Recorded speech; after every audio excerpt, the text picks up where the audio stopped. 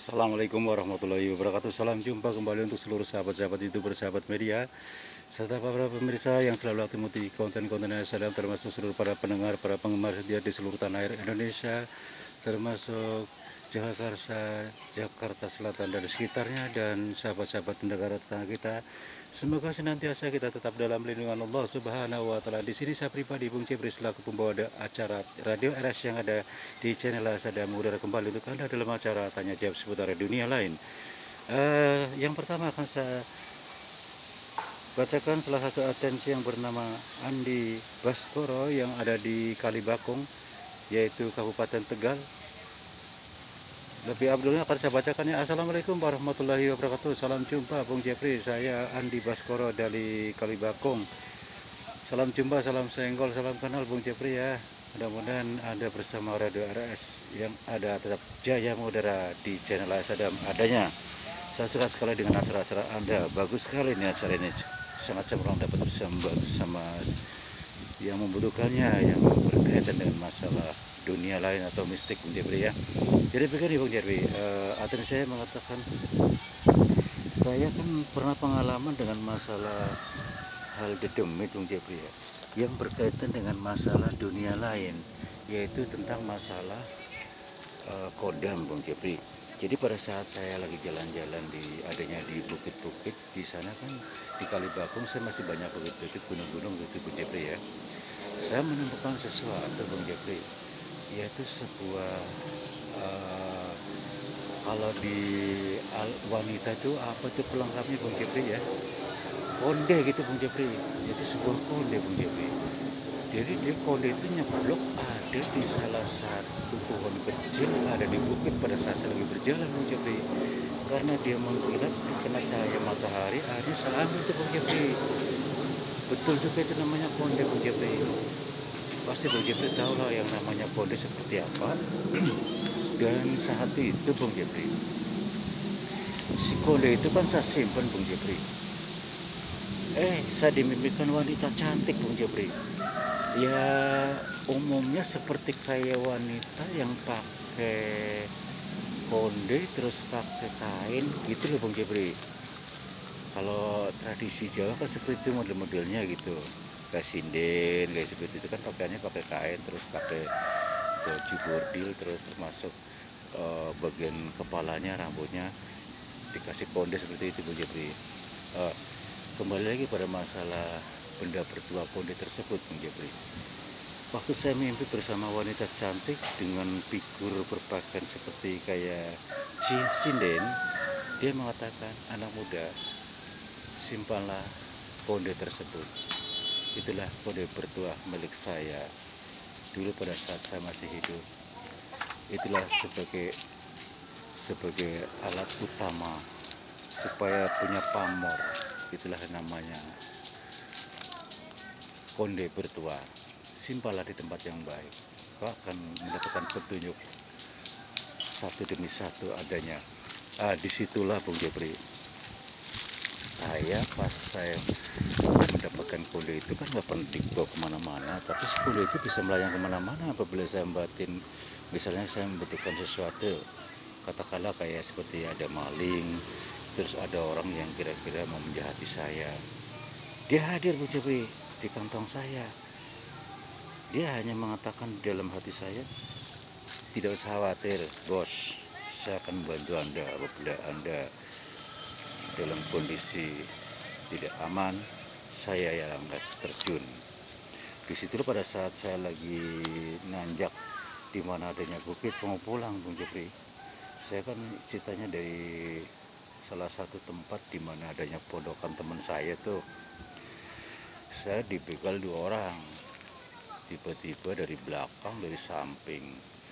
Saya cuma batin, ya Allah, lindungilah hambamu. Tiba-tiba si konde itu ada di kantong saya Bung Jeffrey. Pas dia lagi megangin saya, kanan kiri saya sontak, tiba-tiba dia tuh langsung mental Bung Jeffrey. Nggak tahu kenapa, apa karena gara-gara konde itu saya jadi sakti Bung Jeffrey. Terus ada lagi yang lebih unik lagi Bung Jeffrey. Di saat saya kan terus terang ya, saya kan pedagang Bung Jeffrey. Itu pedagang yang mana-mana sepi Bung Jepri. Saya dikeroyok para pelanggan datang semua ke situ sampai ngantri Bung Jepri. Padahal dagangan itu cuma somai Bung Jepri, sama kayak yang lain. Saingan saya banyak yang sejenis makanan yang sama Bung Jepri. Entah kenapa saya juga bingung Bung Jepri. Sampai-sampai saya gak enak sama temen yang sama-sama dagang yang jenis yang sama Bung Jepri. Tapi akhirnya saya berpikir lillahi ta'ala lah, yang penting saya nggak manggil mereka, nggak maksa mereka suruh beli ke saya layarin aja sama mereka ngantri Bung Jepri. Sampai-sampai orang pada duduk di tanah di si Bung Jepri, ya Allah. Porsi saya kan cuma berapa biji, 6 biji, yang ngantri banyak kayak orang sensus Bung Jepri. Alhasil tadinya saya mendapatkan pendapatan sehari cuman paling banyak 300.000 bersihnya Bung Jepri. Sekarang berapa Bung Jepri? 10 kali lipat, berarti 3 jutaan. Alhamdulillah Bung Jepri. Akhirnya saya tuh inisiatif coba dagang, menambah dagangan saya tambahin. Alhamdulillah Bung Jepri, malah 2 lipat, 3 juta kali 2. Karena memang saya punya persiapan bahan baku yang semestinya saya hanya dapat sedikit, saya menambahkan bahannya Bung Jepri. Memang betul Bung Jepri, padahal saya dagang nggak sampai seharian, cuma setengah hari Bung Jepri. Habis gimana Bung Jepri, baru buka aja orang sudah ngantri Bung Jepri, gimana saya nggak laku? Nah disitulah Bung Jepri, akhirnya pas hari keberapa gitu saya dimimpikan lagi, anak muda, kau nggak usah kaget, usaha kamu akan lancar sekalipun hanya mendagang. Kau tidak takut dengan saingan-saingan yang lain. Semua orang akan menyukai makanan kamu, termasuk selalu ingat adanya kamu. Dia akan pulang lagi, balik lagi sebagai pelanggan. Bahkan hampir setiap hari akan punya pelanggan baru-baru gitu. Di situ loh jadi hampir sampai teman-teman saya bertanya-tanya, lu beda banget sekarang sih, lu ilmu dari mana, dukun dari mana, macam-macam deh teman-teman saya ngomong begitu Bung Jepri. Yang perlu saya pertanyakan begini Bung Jepri, siapakah si pemilik konde itu? Apakah dia wujud manusia atau bangsa jin? Dan apakah saya dengan ikhtiar melalui ini dagang saya lancar, ini termasuk merupakan satu hukum dosa Bung Jepri? Itu yang perlu saya pertanyakan Bung Jepri. Kalau memang itu dosa Bung Jepri, saya tidak mau. Saya mau yang sewajar-wajarnya, nggak apa-apa. Saya nggak tegur tentang masalah haram atau tidak. Akan tetapi kalau memang halal ya saya akan pertahankan Bung Jepri. Dan kalau memang ini haram, bagaimana caranya saya melepaskan benda tersebut untuk memisahkan dari saya Bung Jepri. Mohon pencerahan dan solusinya Bung Jepri ya. Terima kasih. Wassalamualaikum warahmatullahi wabarakatuh.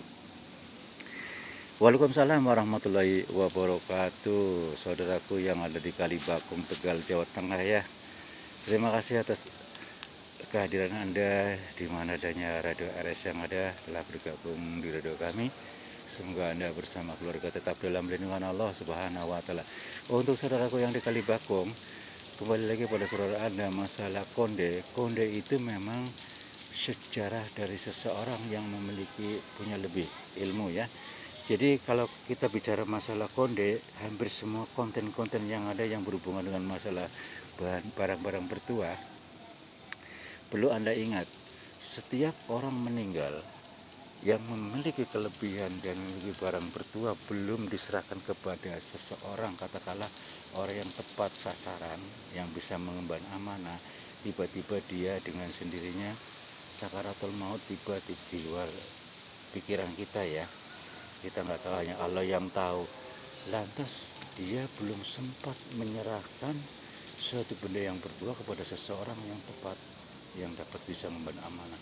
Disitulah pada saat si pemiliknya meninggal, udah dia gentayangan, bukannya dia ngikut masuk ke dalam kubur, tapi dia gentayangan kemana-mana. Dia berusaha mencari yaitu majikan baru seperti itu, saudaraku yang ada di Kalibakung. Nah, jadi Andalah salah satu pengganti pewaris seorang jenis ibu-ibu ya yang meninggal. Andalah pewarisnya. Jadi perlu Anda ketahui bahwasanya si ibu itu seorang sinden dulunya. Jadi yang pertama fungsinya adalah sebagai karisma, supaya orang melihat si ibu itu merasa terpesona sehingga banyak penontonnya, banyak yang memberikan saweran seperti itu, saudaraku. Nah, kembali lagi, apabila Anda memilikinya, berarti pedagang-pedagang itu bukan hanya saja menyukai makanan Anda, memang menyukai Anda secara tidak langsung. Alhasil alhamdulillah, dengan cara disitulah Anda tepat sekali, Anda sebagai seorang pedagang somai. Terus dan terus, itu halal, hak Anda ya. Yang terpenting Anda jangan sampai terpesona dengan andanya banyak pembeli, baik termasuk wanita cantik. Memang pada saatnya Anda akan tergoda olehnya, karena biar bagaimanapun Anda berpengaruh dengan kodam.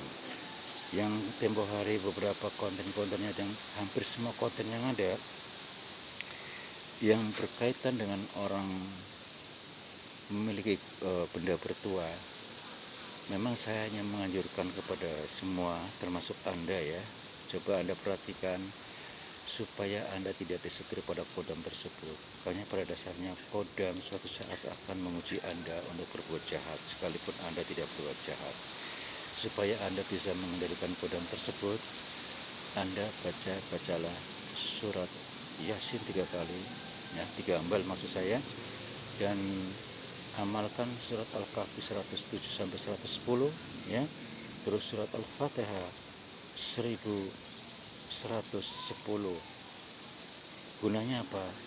Anda niat karena Engkau ya Allah, saya memiliki konde bertua, agar siapapun yang berada di dalamnya kodam itu akan mengikuti apa kata saya.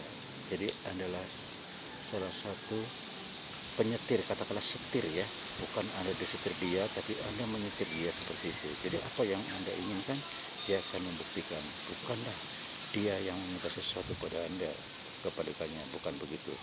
Makanya dari itu saya mengharapkan Anda mengamalkan surat ini, amalan-amalan yang baru saja saya sampaikan, supaya Anda tidak disetir suatu saat. Jadi Anda selalu menyetir apa kata Anda, seperti itu ya. Demikianlah saudaraku yang ada di Kalibakong, semua Anda puas atas pencerahan dan solusi dari saya. Harapan saya Anda harus tetap istiqomah, tawadu, dan sholat 34 malam dijaga, di selain sholat 5 waktunya ya. Tetap bersyukur, menjadi hamba Allah yang sopan santun, yang selalu tunduk dalam arti kata, hindari sombong dan egois serta emosi ya. Jaga hati benar-benar itu ya. Insya Allah akan selamat dunia akhirat. Demikianlah saudara pendengar yang berbahagia di seluruh tanah air Indonesia, di Jakarta, Jakarta Selatan dan sekitarnya, termasuk sahabat-sahabat YouTuber, sahabat media, dan sahabat-sahabat negara tetangga di seluruh tanah Indonesia, termasuk di luar negeri sana.